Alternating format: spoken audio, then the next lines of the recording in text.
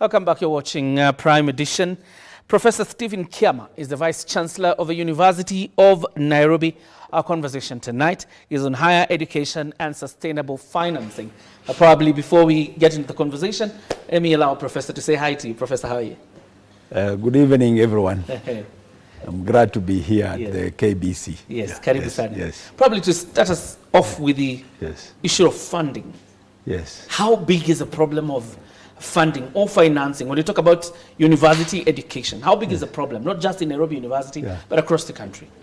It's very big because the growth of the university education in Kenya was exponential. You know, until 1984, 85, we had only one public university, University of Nairobi, then Moi, then Kenyatta, like that. And from 2013, we have had so many universities come up. There are so many students who are coming to the universities. And then also we decided that we will not have a cutoff, like what we used to have cutoff, which had moved to B+. We said that all who qualify will be accessing university education. We needed in tandem to provide commensurate funding, and this did not happen.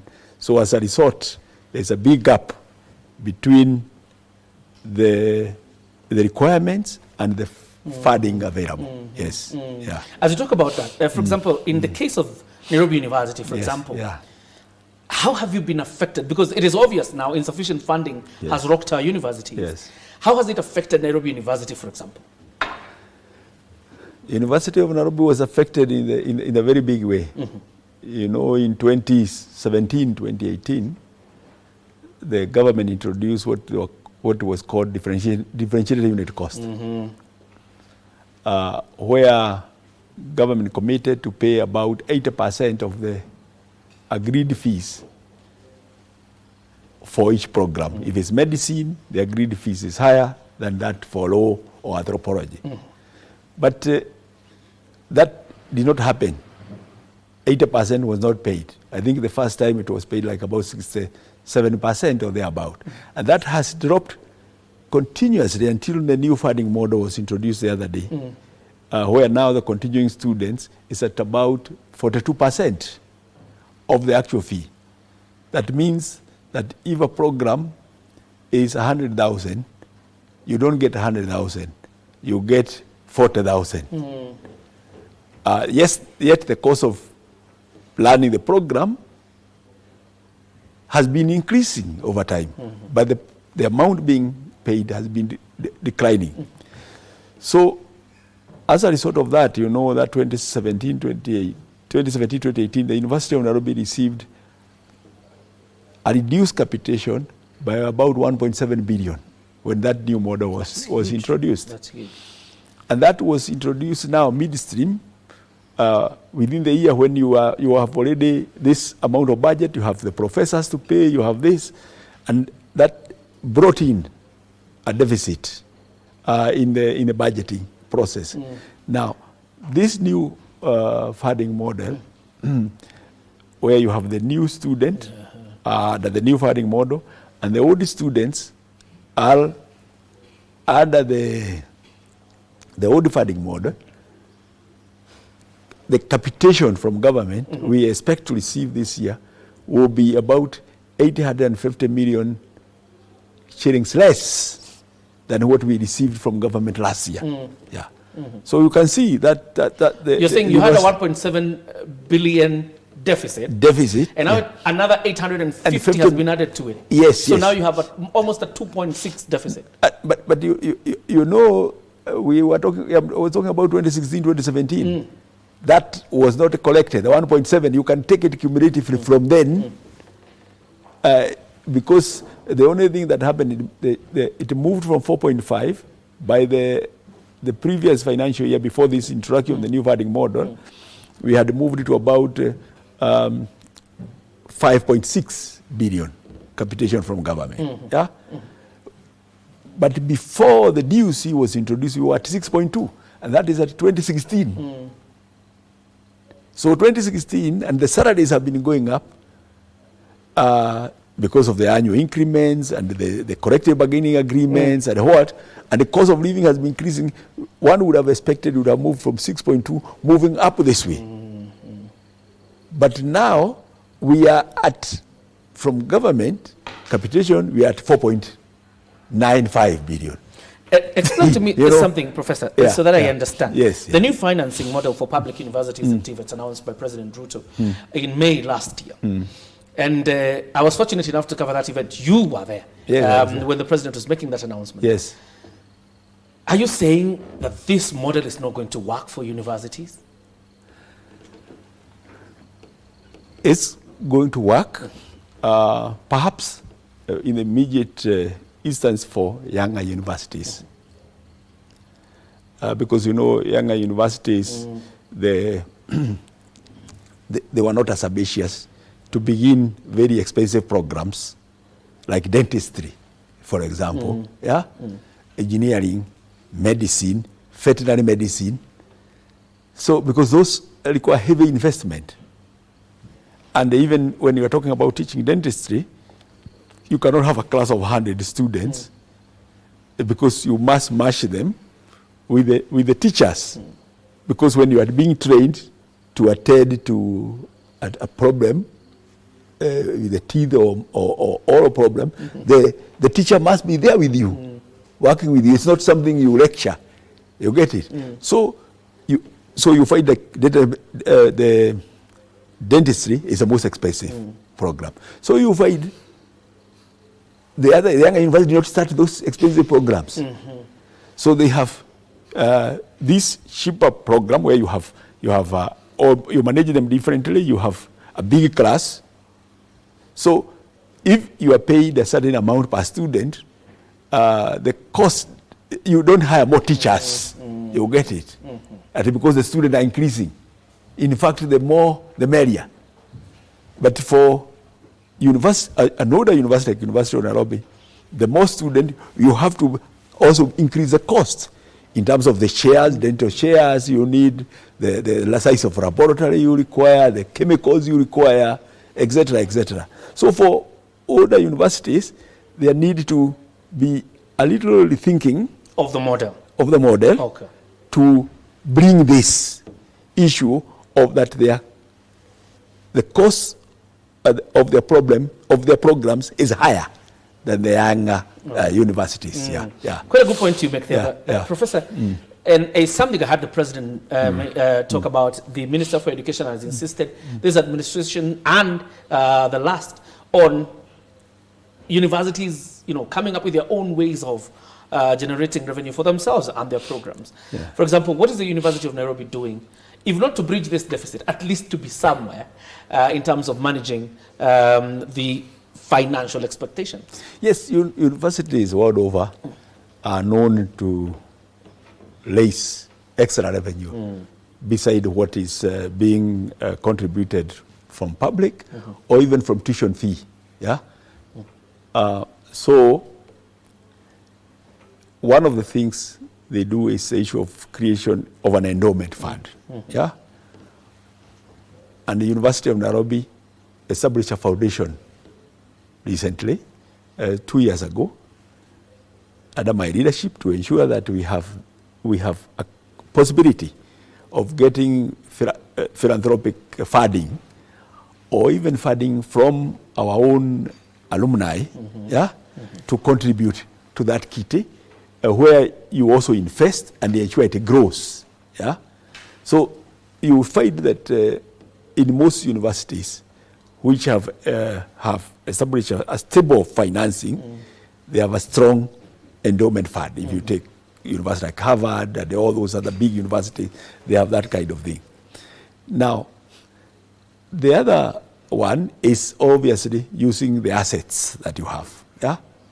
And the older universities are fortunate to have moved and they established a big asset base. Like University of Nairobi has a big asset base, which is over 200 billion. So within the available legal or regulatory framework, it's possible to begin to work. And we were already discussing this with the council, on how we can use that asset base to raise extra revenue. Because for now, wherever those pieces of land are, we are already paying stamp duty, paying this, paying all kind of things to maintain them. So how can we how can we begin to see or work with other people to invest in those pieces of land, and we get something out of it, not to transfer permanently to private sector, but to work with the private to earn money from those pieces of land because of where they are placed strategically. So that's one of the other things. Obviously, the other one is research grants, where professors write grants, and we are able to get an administrative fee of about 15% overhead for running that research grant. So that is another avenue. The other avenue is the issue of innovation and the commercialization of innovations. And we have various systems in the university. Like for example, we have the pilot plant where they try to produce some yogurt, cheese, things like that. You will not make so much money, but it will help you to support the activities of that department, of that department to some extent, So there are various routes that the University of Nairobi is using, and they are known. They are traditional ways how university raise money. Hold on, and let's take a small breather. When we come back, I want us to delve deeper probably in the conversation of research and innovation. And probably how the University of Nairobi can use it probably to even go beyond the borders of the country and as a means of revenue generation. We're taking a short commercial breather. We're coming back in a minute. Don't switch your dial.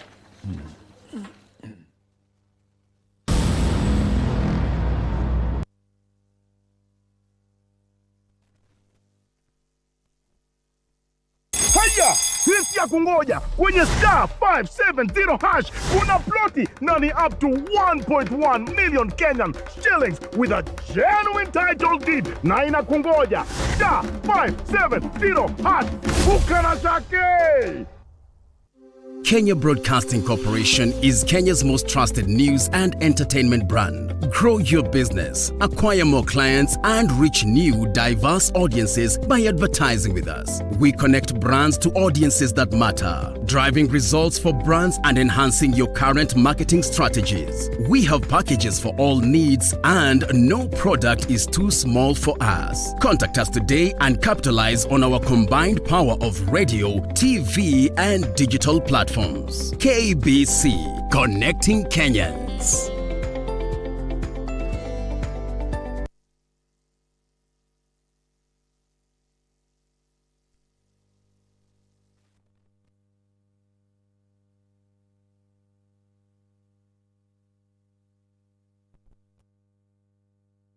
Still with us, our conversation tonight really borders on higher education and sustainable financing.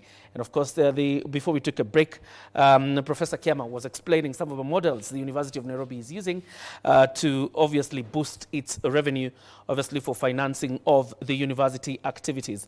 Professor, the area of innovation and research, and probably at this point when we're discussing, issues like climate change, has the university thought about partnering with international organizations in a way that you help resolve a problem and at the same time the university makes money out of it? Research and innovation is very, very important. Actually now we have finalized the strategic plan for the next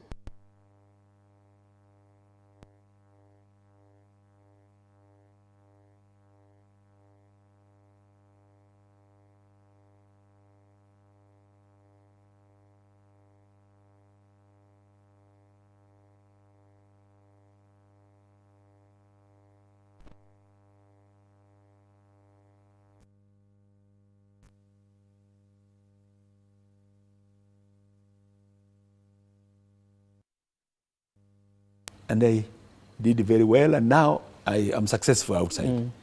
But one of the difficulties I encountered when I left the university, and one of the things I learned is that I spent all this time in the university, I never learned how to make money. When I left is when I heard that money is important and how to make money. So I asked him, what was happening at that time? I thought it wasn't happening that time, it doesn't happen today. So he said, look, universities then and even now, they seem to train people to become, the lecturers try to train and produce other lecturers. The emphasis is on how you can become like me, you know. But yet, not everybody goes to the university to become a lecturer.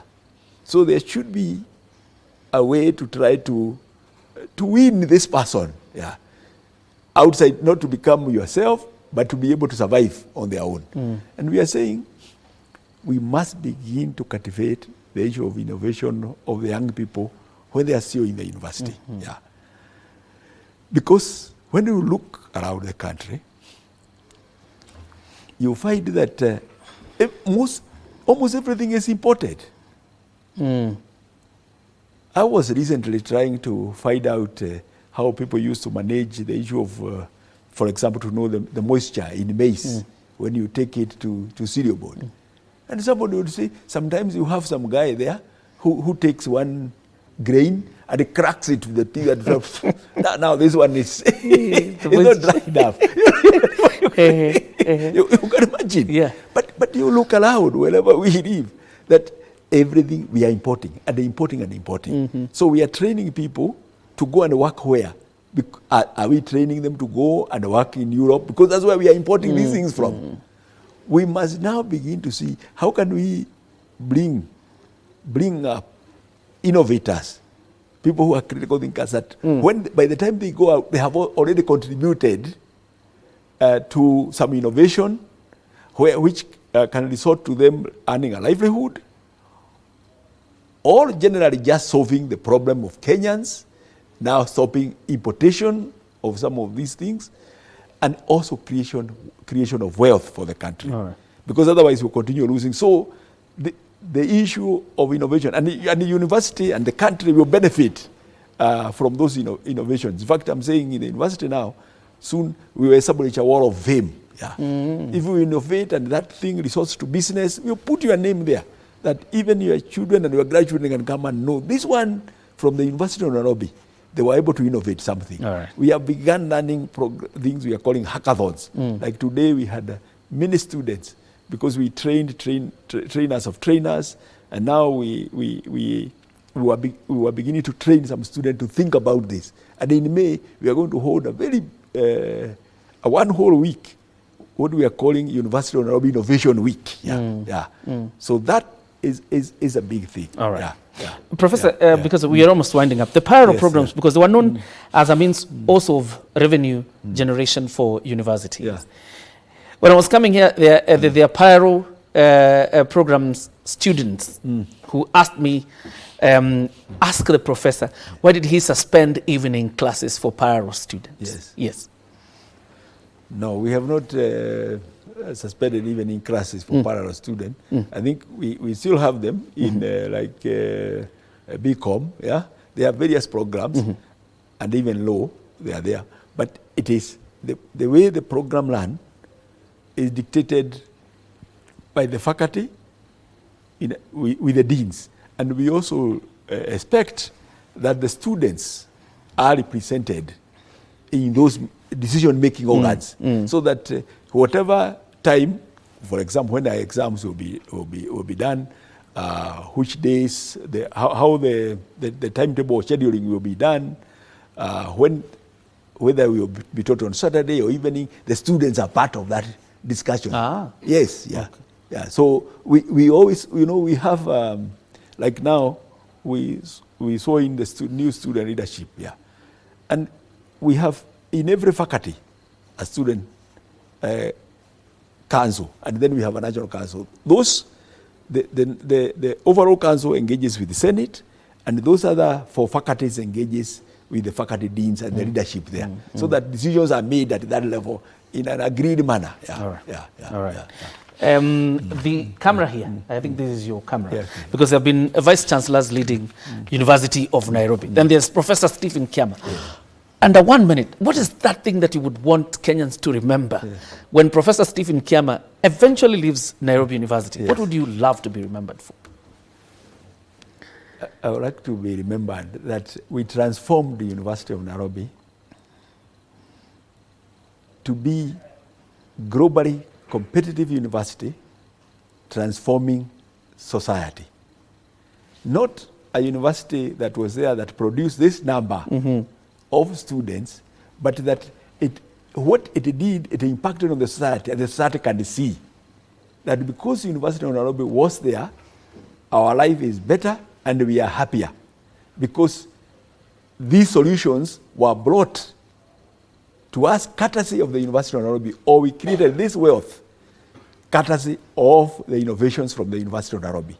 We are there to work with the industry to observe their pain points and work to solve this problem. So I would like to be remembered that we contributed to making the life of Kenyans happier. Yes. Absolutely, Professor Stephen Kiama. And we wish you all the very best, of course, as you dispense your duties as Vice-Chancellor of the University of Nairobi.